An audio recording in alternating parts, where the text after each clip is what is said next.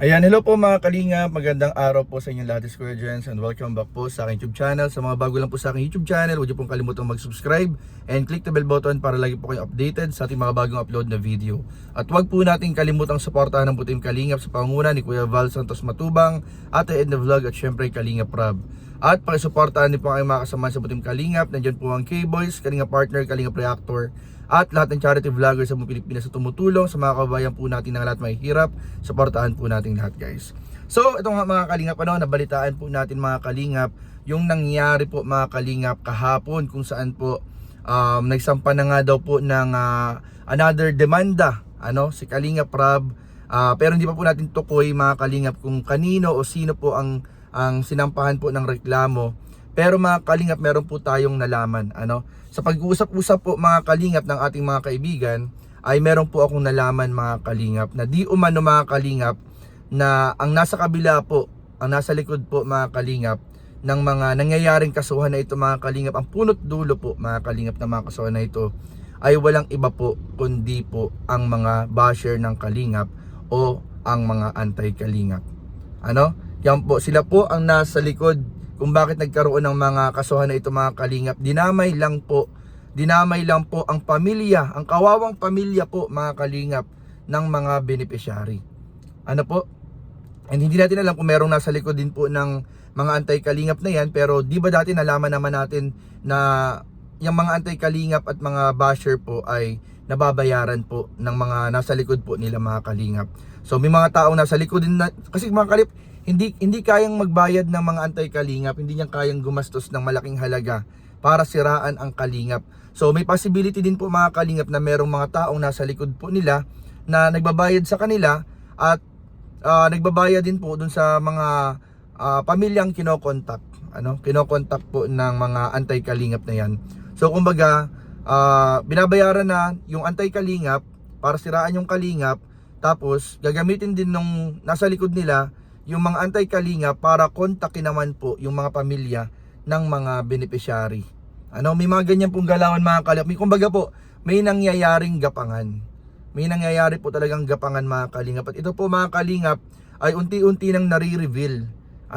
Kaya bilang depensa po mga kalingap ni Kalingap Rob at ng buong Team Kalingap ay kumbaga po mga kalingap ay nag-aano sila ng counter na case mga kalingap para po mga kalingap depensahan din naman po yung pangalan ng kalingap at yung pagsampa ng demanda ng mga pamilya o ng isang personalidad o tao against sa kalingap na mga kalingap, kung iisipin mabuti po ng mga pamilya ay wala po talagang dapat na mangyaring kasuhan. Hindi po dapat humantong sa kasuhan yung mga ganyang bagay na yan. Subalit, dahil pera ang pinapalakad ng mga anti-kalingap at pera ang pinapalakad ng mga sumusuporta sa kanila, ay napipilitan po o nauobliga po dahil sa kahirapan po mga kalingap at dahil sa kailangan po nila sa pinansyal, ang iba pong mga pamilya ay kumakapit po sa patalim na sunod-sunuran po sa mga anti-kalingap na yan mga kalingap. Sa totoo lang po mga kalingap, yan po ang totoong nangyayaring mga kalingap.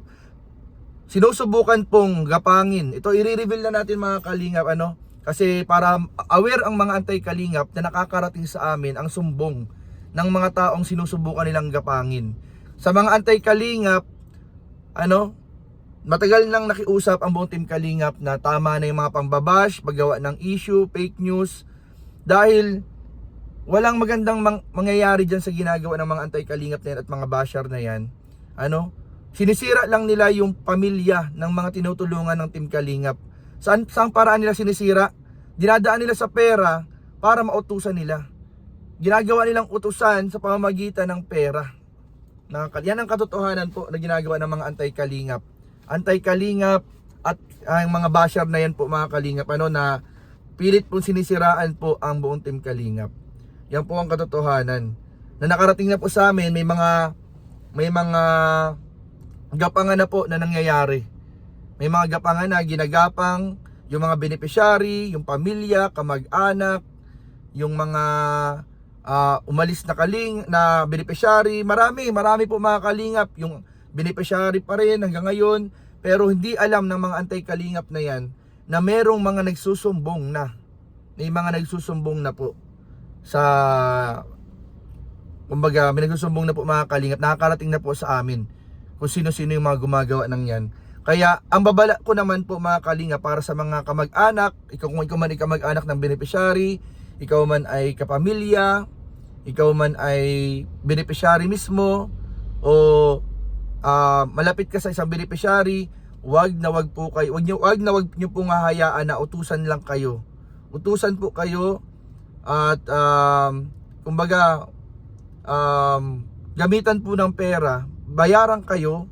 Wag niyo pong hayaang bayaran kayo o gamitan po kayo ng pera ng mga anti-kalingap na yan para labanan o gumawa ng istorya o kwento o paninira sa Team Kalingap. At wag na wag niyo din po mga kalingap hahayaang daanin sa pera po yung integridad po mga kalingap, ano? Yung integridad na yun na lang po yung yun na lang po mga kalingap. Kumbaga, napaka-importante po ng isang integrity sa isang tao. Tapos ang ginagawa pa ng mga anti-kalingap at ng mga basher na yan, sinusubukan nilang bilhin yung integridad ng isang tao. Yun ang hindi po maganda. Yun po ang hindi maganda mga kalingap.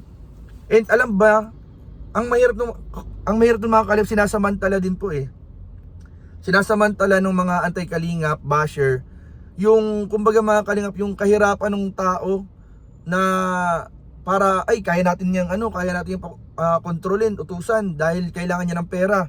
Dinadaan nila sa pera mga kalingap. Yun ang totoo pong nangyayari mga kalingap.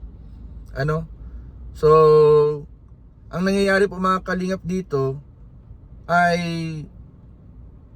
parang sinasamantala ng mga anti-kalingap yung pangangailangang pinansyal ng ibang mga tao. So dahil po doon, syempre parang ginagrab na nung tao o mga tao yung pagkakataon na kahit paano kumita ng kahit konti. Kahit ang kapalit ay hindi magandang gawin sa kalingap. Yun po yung hindi maganda mga kalingap. Kaya sa mga, kung may makapanood man po nito na maaaring tamaan o maaaring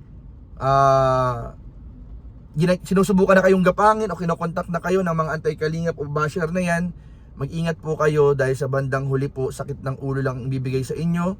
Sakit ng ulo, kahihiyan lang po ang bibigay sa inyo niyan, ng mga yan. Sa bandang huli po, iiwan din po kayo niyan. Kasi pag ongoing na po yung mga ganyang mga problema, lalo na pag umabot na sa korte, hindi na po kayo babakapan ng mga yan. Hindi po kayo tutulungan ng mga anti-kalingap na yan. O sinong mahihirapan? Sinong may problema? Sinong magdadala ng mabigat na pasanin? Sinong mahihirapang matulog? Sinong maapektuhang pamilya?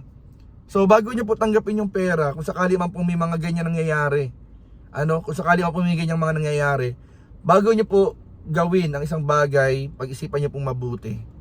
Yun lang po yung aking masabi. Wala po tayong minention na kahit anong pangalan o sino. Ito po ay babala at awareness po sa lahat. So yun lamang po mga kalingap, maraming po salamat. God bless you, loves you. Bye bye.